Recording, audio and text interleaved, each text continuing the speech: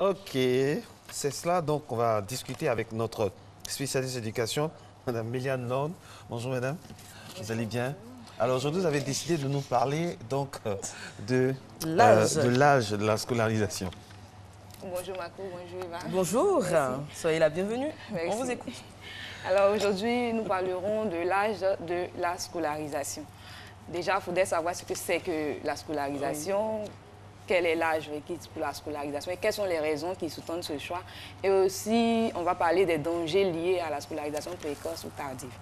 Alors, la scolarisation, déjà, il faut savoir que c'est mettre un enfant à l'école. Voilà. L'école qui est une institution, un établissement voilà, qui donne des enseignements. Et concernant l'âge de la scolarisation, il faut dire que 6 ans, c'est l'âge requis pour la scolarisation.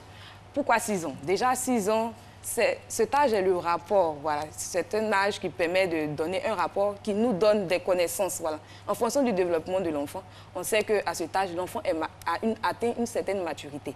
Donc, par exemple, sur le développement de l'intelligence, il est au stade préopératoire, donc il commence vers 5-7 ans à avoir une pensée logique, même si elle est intuitive. Sur le développement, par exemple, moteur, l'enfant peut tenir quelques heures assis, il sait s'exprimer, il peut parler. Et sur le développement affectif, il est dans cette phase qu'on appelle la phase de latence. Donc, dans cette phase, l'enfant peut s'intéresser à d'autres choses. Il n'est plus dans l'égoïsme, il peut accepter effectivement les idées des autres.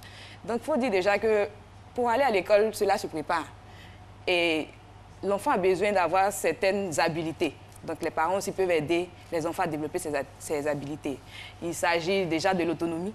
Donc, un enfant qui est autonome pourra davantage se prendre en charge. Il pourra faire des choses seul. Le parent peut aider son enfant déjà, par exemple, en lui permettant d'enfiler ses vêtements seul, par exemple, lui parlant.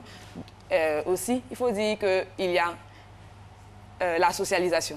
Parce que l'enfant, par exemple, doit apprendre, par exemple, à être avec d'autres personnes. Ça peut être des adultes, avec d'autres enfants. Alors, pour aider cet enfant-là, le parent peut aussi passer par le préscolaire. Parce qu'au préscolaire, l'enfant est en contact avec d'autres personnes. Il peut déjà apprendre prépare le terrain. Effectivement. Voilà. On a aussi la maturité affective. Comment on parle de maturité affective? Parce que certains parents disent « mon enfant il est intelligent, il parle bien, c'est le temps de l'envoyer à l'école ». Mais qu'est-ce qu'il prouve que dans toutes les autres sphères, il est prêt? Par exemple, est-ce qu'il peut se séparer de ses parents? Est-ce qu'il peut maîtriser sa colère? Est-ce qu'il peut écouter les instructions? Et ensuite, nous avons l'apprentissage,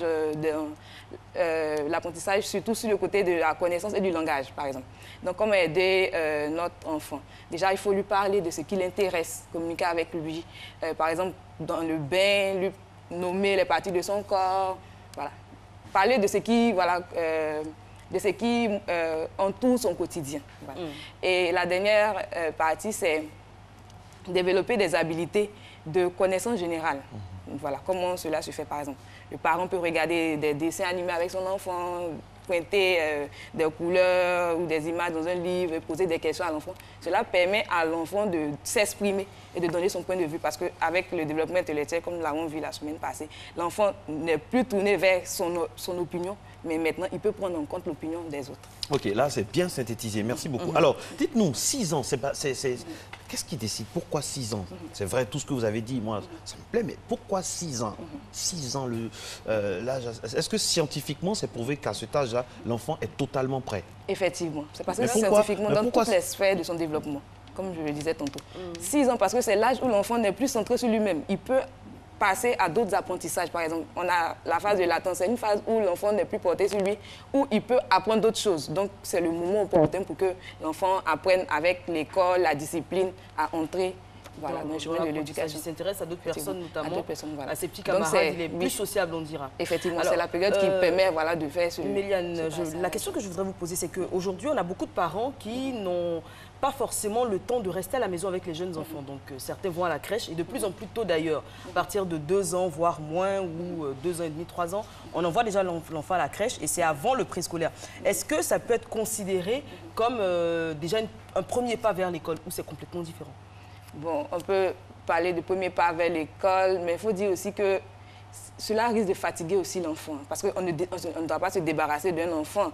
Je veux dire, il faut trouver toujours les moyens d'être avec son enfant, de l'occuper. Maintenant, si le parent n'a vraiment pas le temps, il peut le faire. Mais je veux dire, à des degrés, vraiment, la limite est difficile à respecter parce que ça peut tout au plus fatiguer l'enfant ou l'aider. Donc la limite est vraiment... Qu'est-ce que vous pensez des multiples sections? Petite section, moyenne section, grande section. Très grande section. Très grande section, super section. Voilà, la section des cracks, tout ça. Sérieusement, pour être plus sérieux. Alors, qu'est-ce que vous en pensez? Et puis, est-ce qu'à terme, le fait qu'il y ait le CP1, le CP2, c'est pas aussi... est-ce qu'on ne peut pas conditionner tout ça? CP, CM directement? Déjà, il faut dire que... Donc, 3 années au primaire. 3 années. Il faut déjà synthétiser. Voilà. Chaque cycle a des objectifs, a des évaluations. En fait, à partir de chaque cycle, il y a des apprentissages qui se font. Par exemple, avec le préscolaire, on va créer une atmosphère à l'enfant qui va stimuler son apprentissage. On va le préparer à l'école primaire, par exemple. Donc, le préscolaire, c'est le cycle des apprentissages premiers, déjà. Au cours préparatoire,